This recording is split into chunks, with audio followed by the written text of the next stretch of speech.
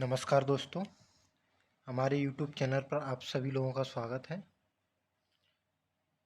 Previous year exam series में आज हम इकोनॉमी के क्वेश्चन करने वाले हैं और वीडियो आप लोगों तक पहुंचती रहे इसलिए आपको चैनल को सब्सक्राइब भी कर लेना है।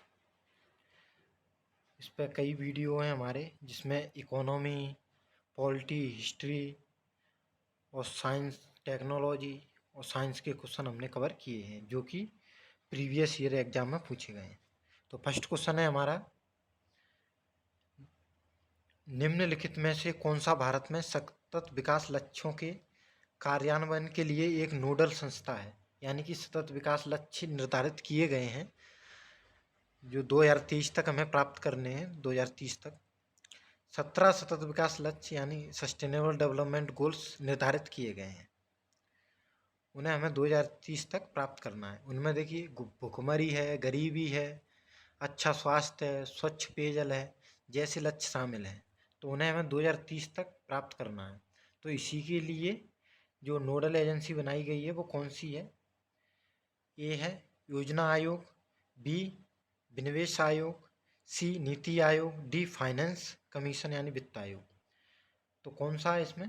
इसमें होगा आंसर सी नीति आयोग। नीति आयोग की स्थापना 1 जनवरी 2015 को की गई थी और योजना आयोग के स्थान पर इसकी स्थापना की थी। नई गवर्नमेंट बनी थी जब 2014 में बीजेपी की एनडीए सरकार यानी, तो उस समय नीति आयोग की स्थापना योजना आयोग के स्थान पर की गई थी।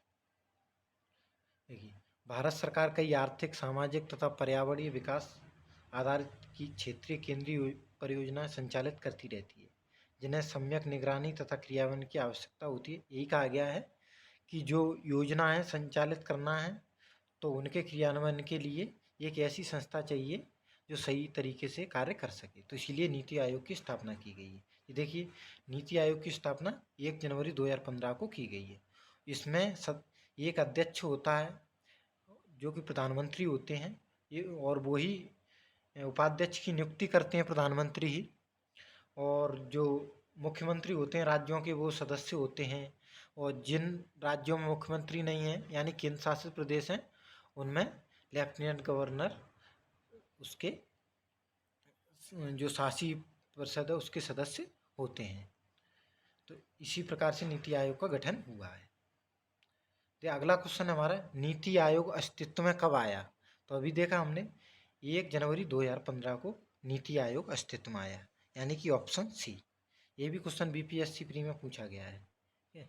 अगला क्वेश्चन है हमारा, भारत सरकार ने नीति आयोग की स्थापना निम्नलिखित में से किसके स्थान लेने के लिए की है? तो अभी देखा हमने नीति आयोग की स्थापना किस स्थान के लिए की गई थी? योजना आयोग के स्थान पर, यानी कि डी प्लानिंग कमीशन। ये IAS प्री GS 2015 में पूछा गया क्वेश्चन है।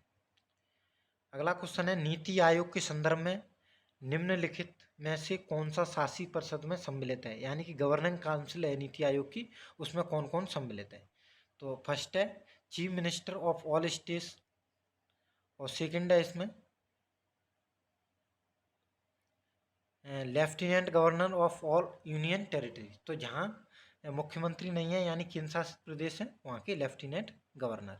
तो दोनों होंगे, ऑप्शन सी होगा। इसमें मुख्यमंत्री भी शामिल होंगे, जहाँ जहाँ विधानसभा होगी वहाँ मुख्यमंत्री शामिल होंगे, और जहाँ विधानसभा नहीं होगी वहाँ केंद्र शासित प्रदेशों के लेफ्टिनेंट गवर्नर इसमें शामिल होंगे।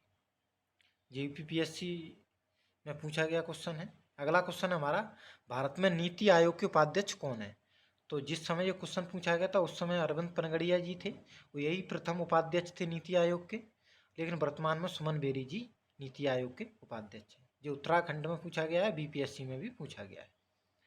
अगला क्वेश्चन हमारा, नीति आयोग में नीति शब्द निम्नलिखित में से किसका परिवर्णी शब्द है? यानी नीति, इसका फुल फॉर्म पूछा गया है। तो नीति का फुल फॉर्म होता है, ये देखिए, नेशनल इंस्टीट्यूशन ट्रांसफॉर्मिंग इंडिया। तो इसका आंसर होगा नेशनल इंस्टीट्यूट ट्रांसफॉर्मिंग इंडिया।